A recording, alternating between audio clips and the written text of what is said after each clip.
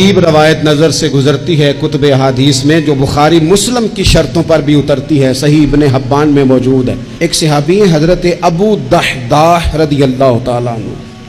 ہوا پتہ کیا، مدینے میں ایک یتیم بچہ، بعض نے لکھا اور بعض نے لکھا ایک صحابی تھے، ان کا بھی کھجوروں کا باغ تھا اور ساتھ ایک اور کھجوروں کا باغ تھا۔ اب ان کا ارادہ بنا کہ میں اپنے باغ میں نا دیوار پیدا کر لوں، دیوار مار لوں۔ تو وہ جو ان کا پڑوسی تھا نا، اس کے باغ کا کھجوروں کا ایک درخت ان کی دیوار کے اندر آتا تھا۔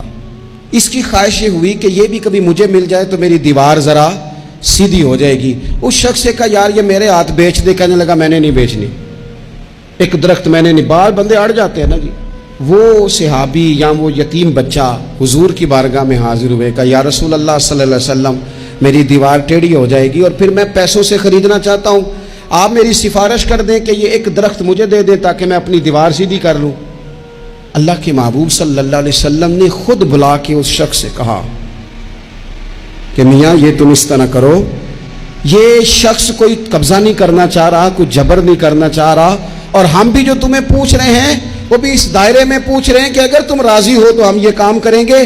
تم اس طرح کرو کہ تم اپنا ایک درخت اس کے ہاتھ بیچ دو تاکہ یہ اپنی دیوار سیدھی کر لے۔ اللہ اکبر۔ اس شخص نے کہا جی میں نے اس کو بھی کہہ دیا ہے اور آپ سے بھی عرض کرتا ہوں میں نے نہیں بیچنا اپنا یہ درخت۔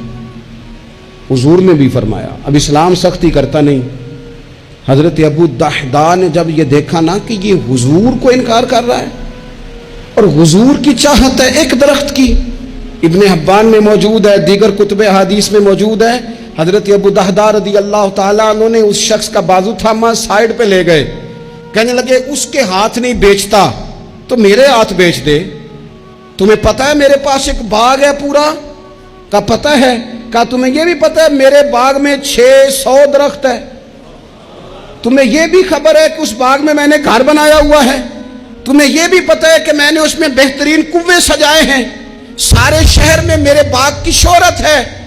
اس نے کہا تم کتنے پیسے لوگے باغ کے؟ کہنے لگا کوئی پیسہ نہیں لینا، تم میرا باغ رکھ لو اور ایک درخت دے دو جو مدینے والے رسول نے مانگا ہے، وہ ایک درخت بس مجھے چاہیے، ایک درخت۔ جیم جان دا کچھ وسا نہیں ہو، اے جان یار نو دے تے آزاد ہو جا، اس سے دل دہن فساد سارے، دل بر نو دے تے شاد ہو جا، بس وہ ایک جو میرے نبی کو پسند آ گیا ہے وہ تو دے دے، بس بات ختم ہو گئی۔ اس شخص نے سر سے لے کے پاؤں تک دیکھا، کہنے لگے مذاق تو نہیں کر رہے؟ کہنے لگے ہم تو ویسے ہی نہیں کرتے اور یہ بات مدینے والے محبوب کی چاہت کی ہے۔ اس نے کہا یہ کون سا سودا ہے؟ فرمایا یہ من کا سودا ہے، تیری سمجھ میں آئے نہ آئے مجھے غرض نہیں، لیکن تو لیتا ہے؟ اس نے کہا بالکل ٹھیک ہے میں تیار ہوں، آپ وہ ایک درخت لے لیں اور یہ باغ مجھے دے دیں۔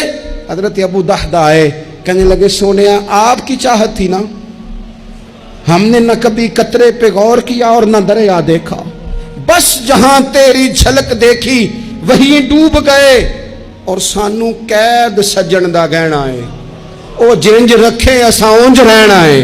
یا رسول اللہ صلی اللہ علیہ وسلم آپ کو پسند آ گیا، میں نے خرید لیا۔ میرے محبوب نے نظر اٹھائی اور پھر کریم فرمانے لگے ابو دحداح میں دیکھ رہا ہوں تیرے لیے رب نے جنت میں بڑے درخت لٹکا دیے ہیں، تیرے لیے بڑی کھجوریں لٹک رہی ہیں، کمال ہو گیا۔ حضرت ابو دحداح رضی اللہ تعالیٰ عنہ باغ کے اندر رہائش تھی، گھر آئے اور آ کے اپنی بیوی سے کہنے لگے بلی مانس بچوں سمیت جلدی جلدی باہر آ جا، میں نے باغ بیچ دیا۔ بیوی حیرت سے کہنے لگی یہ باغ بیچ دیا جس میں گھر تھا، کاروبار تھا، یہ بیچا؟ کہنے لگے پہلے سن تو صحیح میں نے بیچا کس عوض ہے؟ کہا کس عوض بیچا ہے؟ کہ میں نے حضور کی رضا کے عوض بیچ دیا ہے، میں نے جنت خرید لی ہے حضور سے، میں نے باغ دے دیا ہے، میں نے جنت کے عوض خرید لیا۔ وہ خاتون بھی صحابیہ تھی، بچے لے کے جلدی سے باہر آئی اور میاں بیوی نے بچوں کی جیبوں میں جو کھجوریں تھی وہ بھی نکال کے باغ میں پھینک دی۔ بیوی کہنے لگی مبارک ہو، میں بڑی خوش ہوں، جو سودا تو نے آج کیا ہے یہ بڑا ہی نفع والا کیا ہے، یہ بڑا نفع والا سودا کیا ہے، یہ بڑا نفع والا سودا جو آج آپ سانو کے قید سجن کا کہنا تو جیب رکھے اونجے رہنا ہے۔ حضور نے فرمایا میں دیکھ رہا ہوں اللہ نے ابو دحداح کے لیے جنت میں بڑے کھجوروں کے خوشے لٹکا دیے ہیں۔